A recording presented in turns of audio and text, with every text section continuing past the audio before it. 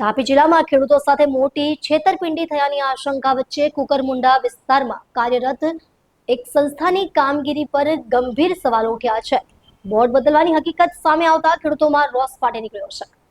તાપી જિલ્લાના કુકરમુંડા તાલુકામાં ખેડૂતો સાથે છેતરપિંડી થયાની ચર્ચાએ જોર પકડ્યું છે। માહિતી મુજબ શુભ સંકલ્પ એગ્રીટેક નામે કાર્યરત સંસ્થાએ અચાનક પોતાનો બોર્ડ બદલી શુભ સંકલ્પ બહુદ્દેશ્ય સંસ્થા તરીકે કામગીરી શરૂ કરી હોવાના આક્ષેપો સામે આવ્યા છે।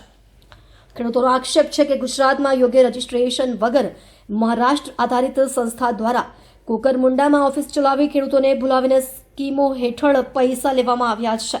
ઉપરાંત બંને સંસ્થાના માલિક એક જ છે કે અલગ તે અંગે પણ સ્પષ્ટતા નથી, જેના કારણે ખેડૂતોમાં ગૂંચવણ વધતી જાય છે।